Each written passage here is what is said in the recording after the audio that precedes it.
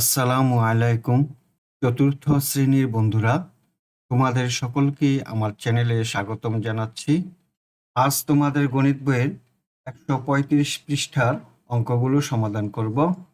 বন্ধুরা, তোমরা যারা আমার চ্যানেলটি সাবস্ক্রাইব করনি, তারা সাবস্ক্রাইব করে আমার চ্যানেলের পাশে থেকো। 5 নম্বর অঙ্ক, নিপার শ্রেণীকক্ষের দৈর্ঘ্য 800 সেন্টিমিটার ও প্রস্থ 700 সেন্টিমিটার। এর মেজের ক্ষেত্রফল নির্ণয় করি। চলো আমরা সূত্র ব্যবহার করে ক্ষেত্রফল নির্ণয় করি। এখানে প্রস্থ দেওয়া আছে 700 সেন্টিমিটার এবং দৈর্ঘ্য 800 সেন্টিমিটার। আমরা জানি ক্ষেত্রফলের সূত্র হলো দৈর্ঘ্য গুণন প্রস্থ। খালি ঘরে লিখি দৈর্ঘ্য 800 সেন্টিমিটার গুণন প্রস্থ 700 সেন্টিমিটার। এখন গুণ করি। 7 আর 8 গুণ করলে 56। এখন 4টি শূন্য বসাই। গুণফল হলো 5,60,000 বর্গ সেন্টিমিটার। সুতরাং মেজের ক্ষেত্রফল হলো 5,60,000 বর্গ সেন্টিমিটার। কিন্তু সংখ্যাটি অনেক বড়, এক্ষেত্রে আমরা অন্য এককও ব্যবহার করতে পারি।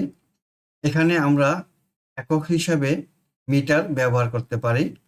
আমরা 1 মিটার বাহু বিশিষ্ট বর্গ ব্যবহার করতে পারি।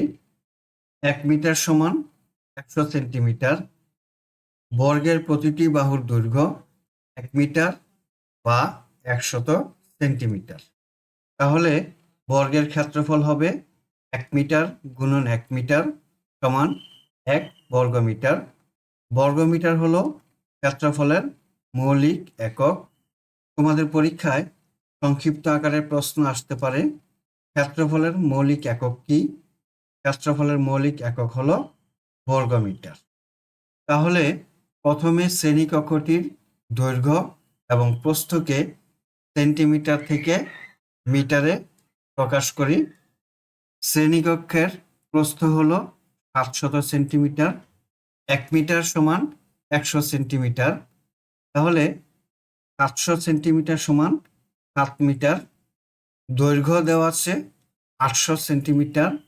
যেহেতু 100 সেন্টিমিটারে 1 মিটার, তাহলে 800 সেন্টিমিটার সমান 8 মিটার।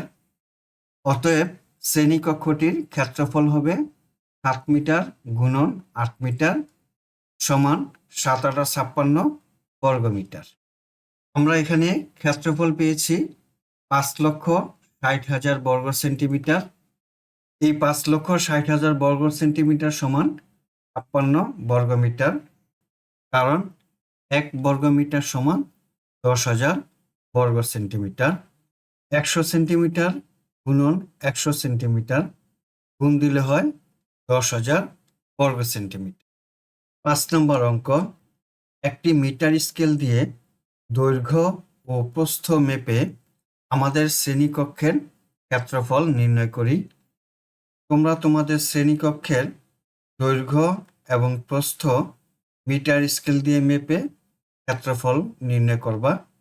বন্ধুরা, এতক্ষণ তোমাদের গণিত বইয়ের 135 পৃষ্ঠার অঙ্কগুলো সমাধান করলাম। আগামী ক্লাসে সময় অধ্যায়ের অঙ্কগুলো সমাধান করব। আজ তাহলে বিদায় নিচ্ছি। আল্লাহ হাফেজ। আসসালামু আলাইকুম রাহমাতুল্লাহ।